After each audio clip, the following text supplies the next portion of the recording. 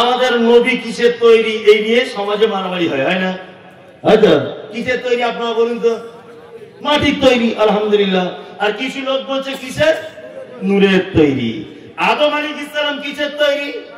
মাটি। আর ফেরেশতারা নূরের, তাই তো? তাহলে নূর সেজদা করছে মাটিকে, তাহলে যার পায়ে সেজদা করা হচ্ছে তার মর্যাদা বেশি না যে সেজদা করছে তার মর্যাদা বেশি? যাকে সেজদা করছে। তাহলে নবী যদি নূরের হবে, নবী যদি নূরের হবে আর আদম আলাইহিস সালাম কিসের? মাটি, তাহলে তো মহাগোলমাল হয়ে যাবে, হবে না? হবে মহাগোলমাল। এই কথাটা মাঝখান থেকে একটু বলে দিলাম। আল্লাহ সুবহানাহু ওয়া তাআলা মূলত আদমকে সিজদা করার দু তিনটা উদ্দেশ্য মুফাসসিরিনগণ বলছেন। তার এক, যে ফেরেশতারা আমার হুকুম ঠিকঠাক মান্যতা দিচ্ছে কিনা। দুই, এই মুহূর্তের জন্য ফেরেশতাদের থেকে জ্ঞানী কে? আদম আলাইহিস সালাম। তাহলে আল্লাহ সুবহানাহু ওয়া তাআলা পৃথিবীর সূচনা থেকে এই পর্যন্ত জ্ঞানীদের মর্যাদা দিয়েছেন, তাই না? এইবার আপনাদেরকে একটা কথা বলি, আল্লাহ মর্যাদা দিলেন, মুহাম্মদ সাল্লাল্লাহু আলাইহি ওয়াসাল্লাম জ্ঞানীদের কেমন মর্যাদা দিয়েছেন? শিক্ষিত মানুষদের এটা জেনে রাখতে হবে কি হবে না? হবে। আচ্ছা, বাড়িতে আমরা কুকুর বাড়িতে রাখি, কিছু কিছু মানুষ আছে না বাড়িতে কুকুর রাখে, রাখে না? রাখে, অনেক মানুষ রাখে। অথচ এটা সহিহ হাদিস থেকে প্রমাণ যে কোন মানুষ যদি ইচ্ছাকৃত বাড়িতে যদি কুকুর যদি পালে, তাহলে তার আমলনামা থেকে প্রত্যেক দিন 2 কেরাত সমপরিমাণ নেকি মাইনাস করে দেওয়া হবে।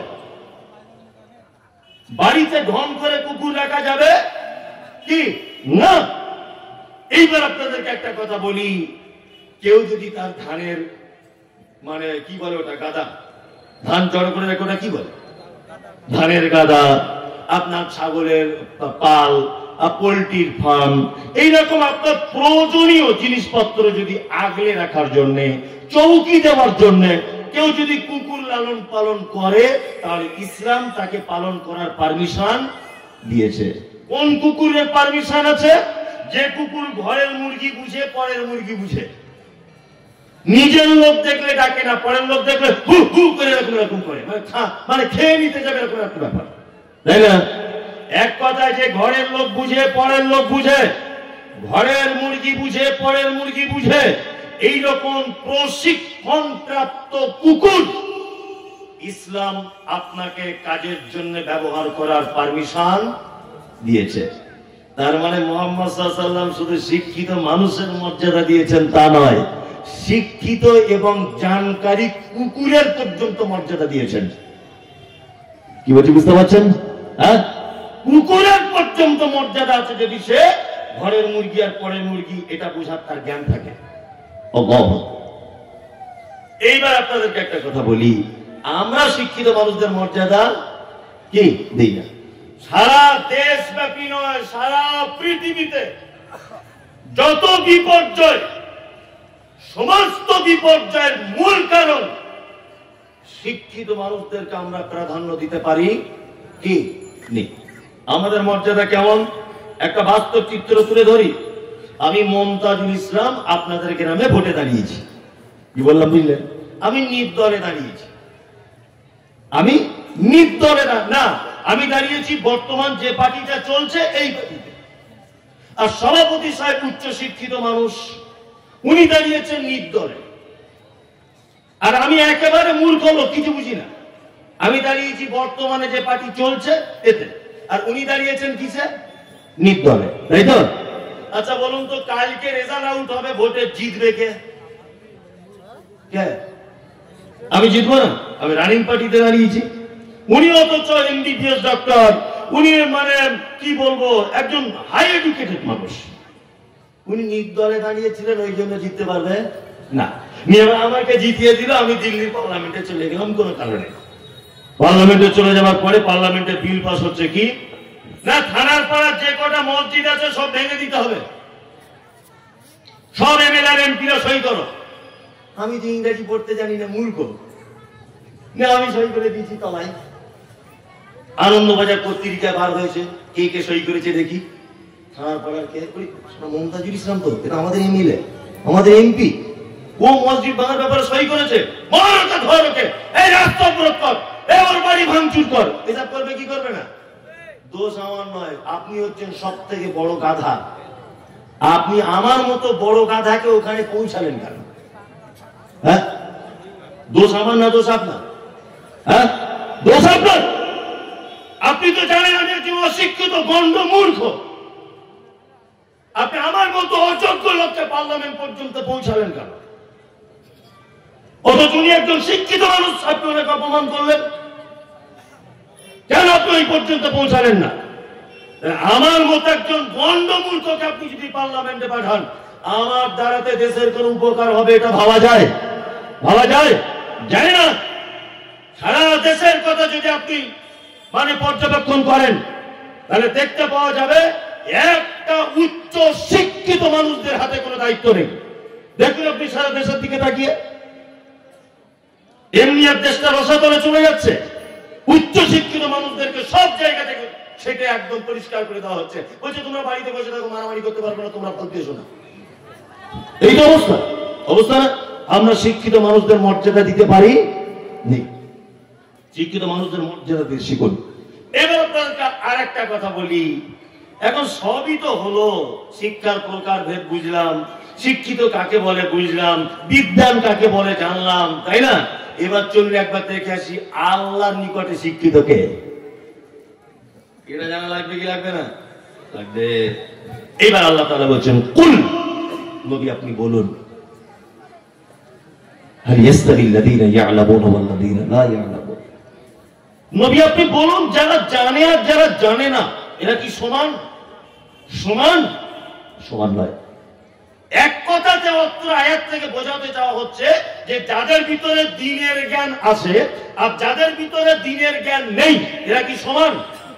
না। আল্লাহ সুবহানাহু ওয়া তাআলা অন্যত্রে বলছেন কুল, নবী আপনি বলুন, হাল ইয়াস্তাবিল আ'মা ওয়াল বসীর ওয়াল-যুলুমাতু ওয়ান-নূর।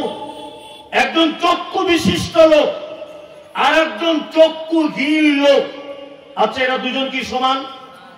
একজন অন্ধ, চোখে দেখতে পায় না, আর একজন চোখে দেখতে পায়, এরা দুজন কি সমান? কখনো সমান হতে পারে না। আল্লাহ সুবহানাহু ওয়া তাআলা তিনি এই কথা বলছেন কুল, নবী আপনি বলুন, হাল ইয়াস্তাবিল আ'মা ওয়াল বসীর ওয়াল-যুলুমাতু ওয়ান-নূর। যারা দেখতে পায় আর যারা দেখতে পায় না, চক্ষু বিশিষ্ট আর চক্ষুহীন, এরা দুজন কখনো সমান হতে পারে না। এখানে চক্ষুহীন আর দৃষ্টিহীন আর দৃষ্টি সহ কাদেরকে বোঝানো চাওয়া হচ্ছে? সেটা হচ্ছে এই যাদের ভিতরে দ্বীনের জ্ঞান নেই, যাদের ভিতরে কোরআনের জ্ঞান নেই, রবের পরিচয়ের জ্ঞান যাদের ভিতরে নেই, তারা কি কি অন্ধ। অন্ধ না? সারা পশ্চিম বাংলায় অনেক মাদ্রাসা আছে, আছে না? আছে। আচ্ছা, মাদ্রাসাগুলো থেকে কি করা হয়? দ্বীনের আলো সমাজে ছড়িয়ে দেওয়া হয়, এটাই তো মাদ্রাসার কাজ। হ্যাঁ হ্যাঁ। কিন্তু আমাদের এই জায়গাগুলো কোরআনের আয়াতটা যদি একবার ফিট করেন তাহলে খুব বড় আফসোস লাগে। আপনি বহরমপুরে যান, আপনি এদিকে কলকাতায় যান, বড় বড় যে মিশনগুলি রয়েছে, এই মিশনগুলির দিকে আপনি যদি দেখতে যান, এত বড়, এত উন্নত, আজকে 2 তলা, কাল 3 তলা, তারপরে দিন 5 তলা, আজকে অ্যাডমিশন ফি 10,000, তারপরে বছরে 20,000। কেন?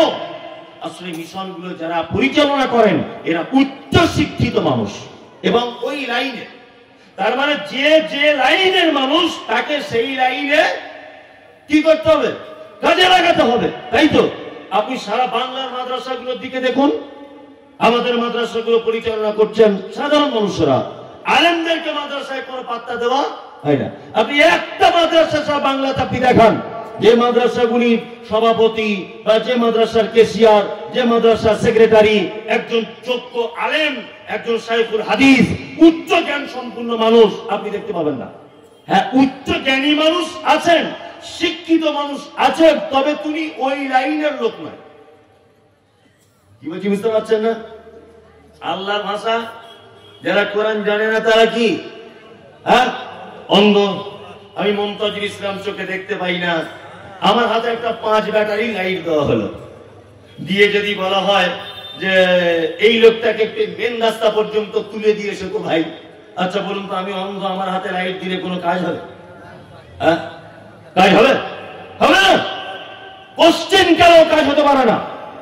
মাদ্রাসা থেকে দিনের আলো জ্বলবে, কোনায় কোনায় দিনের আলো প্রচার হবে। যেখানে দিনের আলো যেখান থেকে বার হবে, সেইটা যদি আলোওয়ালা লোককে, চোখওয়ালা লোককে যদি না দেওয়া হয়, সেখান থেকে আর আলো আশা করা যায় না, তথ্যই যায়। খুব সাবধানে থাকবেন। বিনীত অনুরোধ, সারা বাংলায় যত প্রতিষ্ঠান রয়েছে, এই প্রতিষ্ঠানগুলিকে আবার পুনরায় ঢেলে সাজাতে হবে, আলেম ওলামাদের ডিপার্টমেন্টে দিতে হবে। আপনারা সহকারী হিসাবে পাশে থাকবেন। এইটাই পদ্ধতি যদি করেন, তাহলে আল্লাহ সুবহানাহু ওয়া তাআলার কথা অনুযায়ী অবশ্যই এই জ্ঞান চারিদিকে আলো ছড়িয়ে দিবে, কোনো সমস্যা নেই। তার মানে মূলত বিষয় হচ্ছে, যাদের ভিতরে দ্বীনের জ্ঞান নেই, কোরআনের জ্ঞান নেই, আল্লাহর নিকটে তারা শিক্ষিত হিসাবে কি সব জানে, সব জানে, শুধু একটাই ত্রুটি, ছেলে আমার কোরআন মাজিদ জানে, তাই না? সব ডিগ্রি ভালো, সব সার্টিফিকেট আছে, ছেলে শুধু কোরআন মাজিদ কি জানে না। আল্লাহু আকবার। কোরআন মাজিদ জানবে বা কেন? আসলে আমাদের কিছু ভুল ত্রুটি রয়েছে। সেটা কি, 10 বছর মাদ্রাসায় পড়ার পরে একটা ছেলে যখন মসজিদে ইমাম হিসাবে নিযুক্ত হচ্ছেন, তখন তার সমাজ বেতন দিচ্ছে 7,000 8,000, তাই তো? ভালো করে বুঝবেন, কোথাও 6,000 আর মমতা ব্যানার্জি দিচ্ছেন মনে হয় 3,000 ওয়াকাবের টাকা থেকে, ওই 10,000, তাই তো? স্বাভাবিক। আমি সব সময় চাইবো আমার ছেলে দুধে ভাতে খাক, চাইবো না? সব সময় চাইবো কি চাইবো না? আমার ছেলে R15 গাড়ি চেপে ঘুরুক, আমার ছেলে BMW কিনুক, এটা আমি চাইবো কি চাইবো না? তাই একটা বাপ যদি দেখে যে একটা মসজিদের ইমামের বেতন 7,000 বা 8,000, তাহলে বলুন এই বাপ স্বতঃস্ফূর্ত ভাবে সে তার বাচ্চাকে মাদ্রাসায় দিতে চাইবে? চাইবে না। ওর বাপ সবসময় চাইবে 2 কাঠা জমি বিক্রি হলে হলেও বড় একটা মিশনে ভর্তি করি, ছেলে যদি ডাক্তার হয় অন্তত সারাদিনে 10টা রুগী দেখলে অন্তত 2,000 করে ফি হলে 20,000 টাকা হয়ে যাবে। ভাবছে কি ভাবছে না? ভাবুন, ভাবুন, কোনো সমস্যা নেই। তবে কিয়ামতের মাঠের অবস্থাটা আপনার বলি, একদম গল্পের আকারে বলছি যাতে আপনার বুঝতে সুবিধা হয়। কিয়ামতের মাঠে আল্লাহ সুবহানাহু ওয়া তাআলা একজন কোরআনের হাফেজকে ডাকবেন, এই তুমি এসো। একজন আলেমকে ডাকবেন, তুমি এসো, একটা কোরআন তেলাওয়াত করো তো। কোরআন তেলাওয়াত করো। ও তেলাওয়াত করবে আলহামদুলিল্লাহি রাব্বিল আলামিন, তেলাওয়াত করো। তুমি এক কাজ করো, তুমি মর্যাদার একটা স্থানে পৌঁছে যাও, অর্থাৎ জান্নাতের এক তলার উপর উঠে যাও। তার আয়াত যেখানে শেষ হবে সেখানে তার কি থাকার জায়গা হবে। আচ্ছা, সারা পৃথিবীর এই মুহূর্তে সব থেকে বড় উচ্চ বিল্ডিং এর নাম কি? বুর্জ খলিফা, তাই না? কত? 200-300 তলা, 500 তলা হবে? 2000 তলা হবে? হবে না? 5000 হবে না, তাই না? ওই বিল্ডিং আমার আপনার মতো চাষিবাসী মানুষ ওঠার চান্স পাবে না। তো ধারে পাশে গেলেই তো আপনাকে মেরে ঠাং ভেঙে দেবে। আমার আপনার মতো লোক ওখানে যাবে কারা? কোটি কোটি মানুষ, শিল্পপতি মানুষ, তারা যাবে বিভিন্ন কাজে, বিভিন্ন দরকারে। আমার আপনার মতো চাষিবাসী মানুষের কোনো কি আত্মা নেই, আছে? এইবার আপনাদেরকে বলি, আল্লাহু আকবার, এই বাস্তব চিত্রগুলো কে বলবে?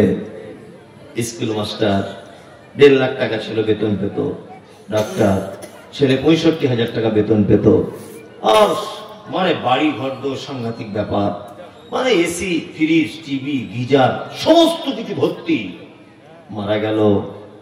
আর রিক্সা চালায় সাইফুদ্দিন ভাই, ওর ছেলেটাও মারা গেল। এখন ঘটনা হচ্ছে সাইফুদ্দিন তার ছেলেকে হাফেজ করেছিল, আর এই ডাক্তার করেছিল, অনেক টাকা পায় বলে। কিয়ামতের দিন আল্লাহ তাআলা সাইফুদ্দিনকে বলবে, এই সাইফুদ্দিন কোরআন তেলাওয়াত করো। ও একবার করে তেলাওয়াত করবে করবে করবে একেবারে উচ্চতে। কত? 6000 পবিত্র আল কোরআনের আয়াতের পরিসংখ্যানে অনেক রকমের মত রয়েছে। কেউ বলছে 6666টা, আর কেউ বলছেন 6236টা। তা আমি 6236টা এই কারণে বলছি যে আমাদের অনেক সহিহ আকীদার বড় বড় আলেমরা ওনারা বইয়ের ভিতরে লিখেছেন, এই জন্য আমি 6236টাকে নিলাম। 6636টা ভুল, এটা আমি বলবো না। তবে আমি 6236টাকে নিলাম। কি বললাম বুঝলেন? 6236টা যদি পবিত্র আল কোরআনের আয়াত যদি হয়, তাহলে একটা হাফেজ, একজন আলেম কোথায় থাকবে? 6236 তলার উপরে। এইবার স্কুল মাস্টারকে ডাকা হবে, তুমি বলো। আমি তো কিছু জানি না। A for apple, B for ball, C for cat, D for dog. বাম দিকে দাঁড়াও, বাম দিকে দাঁড়াও তুমি। আমি কিন্তু কোন শিক্ষাকে ছোট করিনি। আমি আগে বলে দিয়ে এসেছি, আপনার ছেলে অবশ্যই ডাক্তার হবে, আপনার ছেলে মাস্টার হবে, আপনার ছেলে প্রফেসর হবে, আপনার ছেলে ইঞ্জিনিয়ার হবে, সব কিছু হবে। সাথে সাথে আপনার ছেলে যেন দিনের জ্ঞান জিরো ব্যালেন্সে না হয়। আপনার বেটার ইসলামের বেসিক জ্ঞানগুলো যেন থাকে। তারপরে আপনার ছেলে মাস্টার হোক, আপনার ছেলে বৈজ্ঞানিক হোক, আমাদের কোনো আপত্তি নেই। কি বলছি বুঝতে পারছেন? কোনো আপত্তি নেই। এইবারে আপনাদেরকে আমি একটা চরম কথা বলবো, বলে বক্তব্য শেষের দিকে, মানুষ চলে যাচ্ছে, রাত হয়ে গেছে তো। মানে এখন যত দামি কথাই বলুন আর যত ভালো বক্তায় আনুন, আর লোক থাকতে চাইবে না। অথচ রাত যে মারাত্মক কিছু হয়েছে তা হয়নি। রাত যে মারাত্মক কিছু হয়েছে তা হয়নি। চলুন, একজন শিক্ষিত মানুষের মর্যাদা কতটা, এই ব্যাপারে বলতে গিয়ে আপনাকে আমি একটা চরম সুন্দর একটা ঘটনা দিয়ে আপনাদেরকে একটা উপদেশ দিতে চাইছি। এক, পবিত্র আল কোরআনে আল্লাহ সুবহানাহু ওয়া তাআলা, পবিত্র আল কোরআনে আল্লাহ সুবহানাহু ওয়া তাআলা একজন ব্যক্তির নামে একটি সূরা অবতীর্ণ করেছেন। সূরাটির নাম কি? একজন মানুষের নামে। কি নাম? সূরা লোকমান। সূরা লোকমান কে ছিলেন? লোকমান নামক লোকটি কে? আপনারা জানেন যে দক্ষিণ আফ্রিকাকে বলা হয় দুর্ভিক্ষের মহাদেশ, তাই তো? এই দক্ষিণ আফ্রিকার একটি শহরের নাম হচ্ছে হাবাসা, যেটা আমরা হযরতে বেলালের সম্পর্কে বলি হাবশি দেশের মানুষ। আসলে জায়গাটার নাম হাবশি নয়, হাবাসা। বর্তমানে যার নাম হচ্ছে ইথিওপিয়া। কি বললাম বুঝলেন? এই ইথিওপিয়া নামক জায়গাতে জন্মগ্রহণ করেছিলেন কে? হযরতে লোকমান। আল্লাহু আকবার। হযরতে লোকমান জন্মগ্রহণ করেছিলেন কোথায়? ইথিওপিয়া। পেশায় তিনি কি ছিলেন? না, পেশায় তিনি বকরি চড়াতেন ছোটতে। তারপরে তিনি কি করতেন? না, তারপরে তিনি কাঠের ফার্নিচারের ভালো মিস্ত্রি ছিলেন। যদি বলছেন এগুলো আপনি কোথা থেকে বলছেন, তাফসীর ইবনে কাসির খুলে দেখুন, একদম এই কথাগুলি আপনি পেয়ে যাবেন। উনি এত জ্ঞানী মানুষ ছিলেন, এত জ্ঞানী মানুষ ছিলেন লোকমান। একদিন উনি বকরি চড়িয়ে বাড়ি এসেছেন। মালিক জিজ্ঞাসা করছেন, লোকমান, আচ্ছা তোমার সম্পর্কে তো সবসময়ই শুনি যে তুমি নাকি খুব জ্ঞান চর্চা করো এবং তুমি খুব জ্ঞানী। ছাগল চড়ানোর মাঝে মাঝে তুমি মানুষদেরকে একত্রিত করে তুমি কখনো কখনো মানুষকে জ্ঞান দাও, উপদেশমূলক কথা বলো। তোমার জ্ঞানের গভীরতার আজকে পরীক্ষা রয়েছে। লোকমান, বলো তো আজকে রান্না কি হয়েছে? বলছে আজকে বাড়িতে বকরি রান্না হয়েছে। মালিক তখন বলছে, লোকমান, বকরির শরীরের দুটি উৎকৃষ্ট অঙ্গ আমাকে এনে দাও, আমি আজকে খাবো। লোকমান হাকিম কি করলেন? প্লেটে করে জিহ্বা আর হৃৎপিণ্ড এই দুটোকে প্লেটে করে পেশ করলেন। ঠিক আছে, কিছুদিন পর আবার মালিক বলছে, লোকমান, আজকে বাড়িতে কি রান্না হয়েছে? বলছে আজকে বকরি। বলছে আজকে বকরির সব থেকে নিকৃষ্ট দুটি অঙ্গ আমাকে দাও। আবার পেশ করলেন কি? জিহ্বা আর হৃৎপিণ্ড। মালিক একেবারে উচ্চ কণ্ঠে লোকমানের দিকে তাকিয়ে বলছে, লোকমান, তুমি আগের দিনে বললে সব থেকে উৎকৃষ্ট এই দুটো, আবার আজকে বলছো সব থেকে নিকৃষ্ট এই দুটো, এটা কেমন করে হয়? লোকমান তখন বলছেন, মালিক, কোন মানুষের যদি এই দুটো জায়গা ভালো হয়ে যায় তবে সে অরিজিনাল ভালো লোক। কোন মানুষের যদি এই দুটো জায়গা খারাপ হয়ে যায় তাহলে সে লোক খারাপ লোক। খারাপ লোক না। সারা পৃথিবীতে যত বিপর্যয়, যত মারামারি, যত সাম্প্রদায়িকতা, যত যা কিছু, সমস্ত কিছুর মূল হচ্ছে এই দুটো জায়গা। এই দুটো জায়গা না? আপনাদেরকে একটা জিনিস বোঝাই, আমি রাস্তা দিয়ে আসছি, পিছন দিয়ে একজন আমাকে বলছে একটু দাঁড়ান তো, আমি দাঁড়িয়ে গেলাম। এবার একটা গাল দিয়ে বলছে, আপনারা গালটা কিছু মাইন্ড করবেন না, বোঝানোর জন্য, একটু দাঁড়ান তো, দাঁড়িয়ে গেলাম। পিছন দিক দিয়ে আরেকজন এসে বলছি শালার বেটা শালা একটু দাঁড়াতো। আচ্ছা বলুন তো, যদি আমার শালার বেটা শালা বলে তাহলে আমি রেগে যাবো না আনন্দ করে বলবো আসসালামু আলাইকুম? কোনটা? রেগে যাবো। রেগে গিয়ে ঘুরে ঠাস করে একটা মারবো। মারবো কি মারবো না? মারবো। আগের লোকটা কি বলেছে? দাদা একটু দাঁড়ান তো, এটা একটা কথা। আর ও পিছন দিক দিয়ে আমার বলছি শালা একটু দাঁড়াতো, তাহলে আমার রাগ হবে কি হবে না? হবে। আমি যখন রেগে ওকে একটা চড় মারলাম, ও আমাকে একটা মারলো, আমি একটা ঘুষি মেরে দিয়েছি, ও আমাকে একটা ঘুষি মেরেছে, দুজনে কোস্তা কুস্তি চলছে আর কি, বুঝলেন না? এখন ওর বেটা আসছিল মোটর সাইকেলে করে, দেখছো রে বাবা মমতাজুল আমার বাপকে মারছে, নেমে গেল গাড়ি থেকে, নেমে ওর বাপের পক্ষ নিয়ে এবার দুই বাপ বেটা আমাকে মারছে। আমার তিনটে ছেলে আসছিল মোটর সাইকেলে করে, আমার তিনটে বেটা একসাথে আসছিল, এসে দেখছি এরা দুই বাপ বেটা আমার বাপকে মারছে, নেমে গিয়ে আমার তিনটে বেটার আমি কজন হলাম? চারজন। চারজন, এবার ওদের তিনজনকে মারছি আমরা, ওদের দুজনকে মারছি, তাহলে জিতবে কে? আমি জিতবো। মারপিট এমন পর্যায়ে পৌঁছে গেল, সন্ধ্যা 7টায় দেখছি থানার পাড়া হাসপাতালে দুজন পাশাপাশি বেডে শুয়ে আছি। মামু তোর কি অবস্থা? আমার বলিস না ভাই, তোর বলছে আমারও তাই। আচ্ছা বলুন তো, হাসপাতালের বেড পর্যন্ত পৌঁছাতে প্রথম অপরাধ কে করেছে? কে? এই যে দাদা একটু দাঁড়ান, শালা একটু দাঁড়ান, দুটোর মধ্যে ডিফারেন্স নেই? আছে? আছে। কি বললাম বুঝলেন? আর কিছু মানুষ আছে তাদের এই জায়গাটা খুব অসুখ। ওই জন্য আল্লাহ সুবহানাহু ওয়া তাআলা পবিত্র আল কোরআনের ভিতরে বলছেন, ওয়ামিনান নাসি মান ইয়াকুলু আমান্না বিল্লাহ ওয়া বিল ইয়াউমিল আখির ওয়া মা হুম বিমুমিনিন। কিছু মানুষ রয়েছে তারা আপনার কাছে এসে বলবে আমরা আখিরাতের প্রতি ঈমান রাখি, আল্লাহকে বিশ্বাস করি, কিয়ামতকে বিশ্বাস করি, সবকিছু করি, তারপর আল্লাহ তাআলা তাদের ব্যাপারে বলছেন ওয়া মা হুম বিমুমিনিন, একদম তারা মুমিন নয়, তারা সব কি? মুনাফিক। আর মুনাফিক লোকের সবথেকে বড় একটা চিহ্ন, হাদিসের পরিভাষায় বাহ্যিক দৃষ্টিতে তার চারটে গুণ আছে। কটা? চারটে, তাই তো? তিনটে একটা হাদিসে, আর একটা হাদিসে একটা শব্দ বাড়ানো আছে, ঝগড়া হলে গালাগালি করে। যাই হোক, মুনাফিকের এটা হাদিসের দৃষ্টিতে, বাহ্যিক দৃষ্টিতে একটা মুনাফিক চিনতে গেলে কটা গুণ? চারটে, তাই তো? কিন্তু আভ্যন্তরীণ অনেক গুণের ভিতরে একটি গুণ রয়েছে মুনাফিকের, মুনাফিকের এই জায়গাটা খারাপ।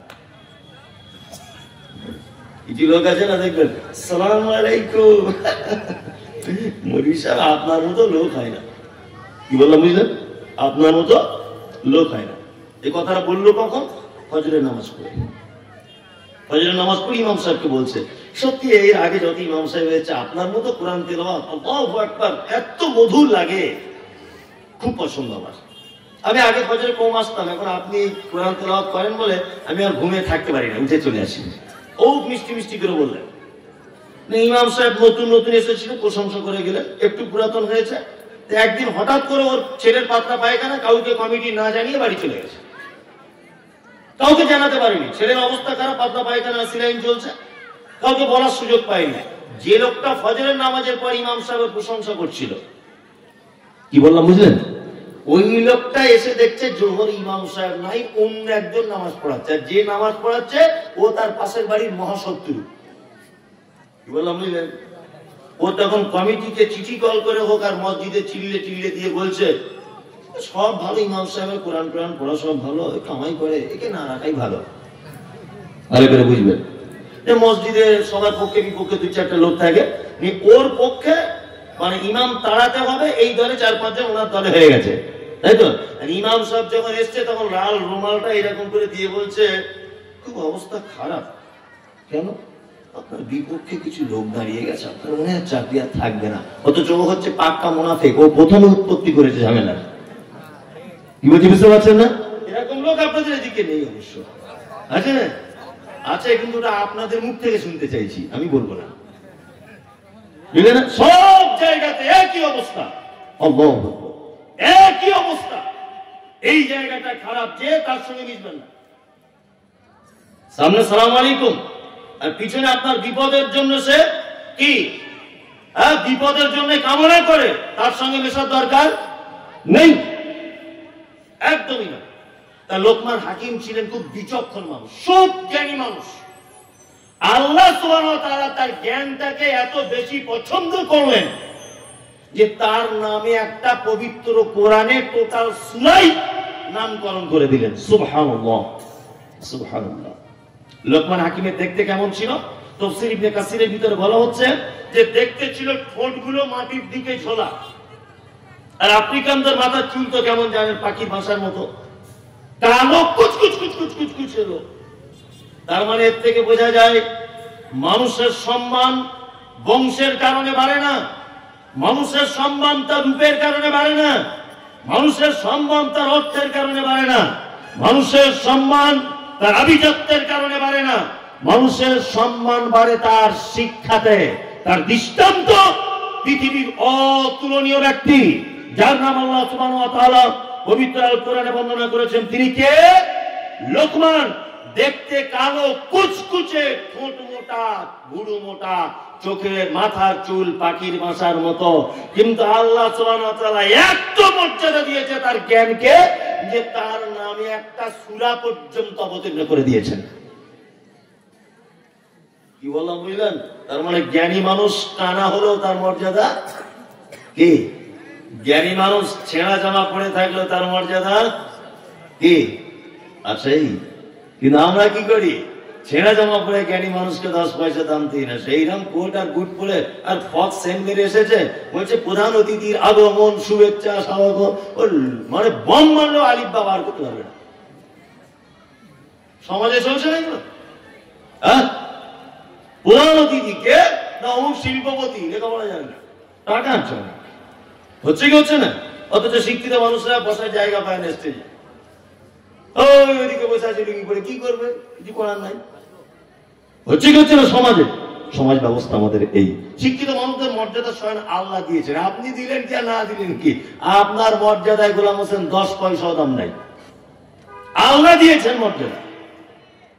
এই যে লোকমান হাকিম যে জ্ঞানী, তার কোন জ্ঞানটাকে আল্লাহ সুবহানাহু ওয়া তাআলা পবিত্র কোরআনে লিপিবদ্ধ করেছেন, এটা আমাদের জানা লাগবে। লাগবে কি লাগবে না? লাগবে। এবং তিনি ওনার বেটাকে যে শিক্ষা দিয়েছিলেন, এই শ্রোতা যত আছেন আপনাদের কাছে বিনীত অনুরোধ, আজকের বাড়ি গিয়ে আপনি আপনার পরিবারকে, আপনি আপনার বেটাকে সেই জ্ঞান বিলিবন্টন করবেন ইনশাআল্লাহ। ইনশাআল্লাহ বলুন, ইনশাআল্লাহ।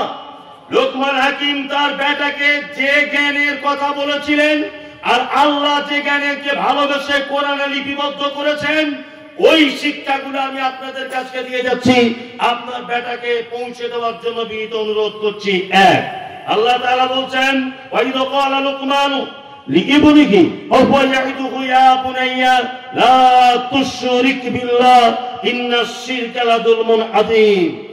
বুনাইয়া, লোকমান হাকিম তার বেটাকে ডেকে বলছেন, বেটা, পৃথিবীতে যা করো করো, পৃথিবীতে যত পাপ আছে জানো, পৃথিবীতে যত অপরাধ আছে জানো, সব থেকে বড় অপরাধ, সব থেকে খাতারনাক ভয়াবহ অপরাধ, তার নাম শিরক।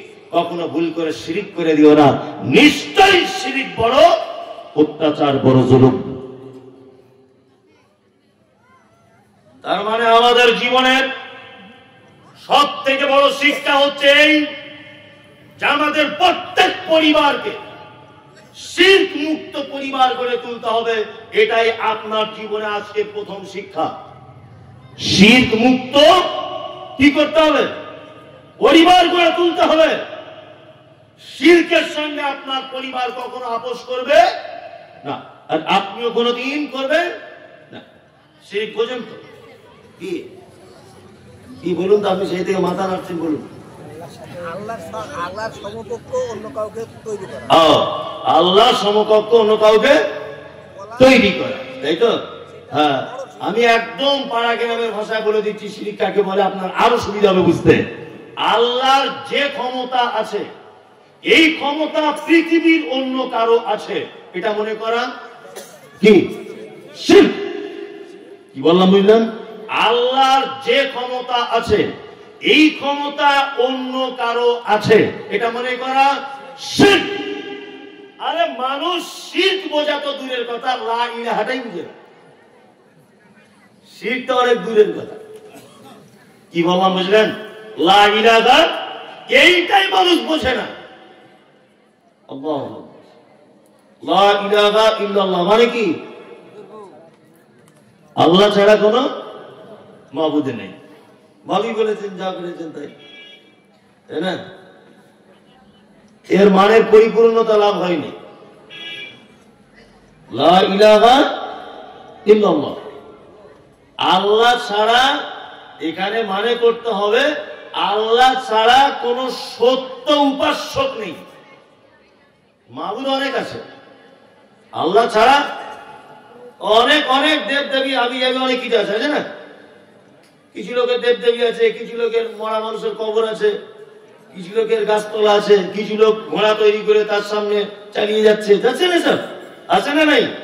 তারা তো তাদেরকে আল্লাহ বলে দাবি করছে, আল্লাহ সমকক্ষ মনে করছে কি করছে না? করছে। এই জন্য এখানে মানে করতে হবে কি আল্লাহ ছাড়া কোন সত্য উপাস্য নেই। আছে উপাস্য, সব মিথ্যা। কি বললাম বুঝলেন? আর একটা কথা বলে রাখছি, সেটা হচ্ছে আবু জেহেলকে চেনেন?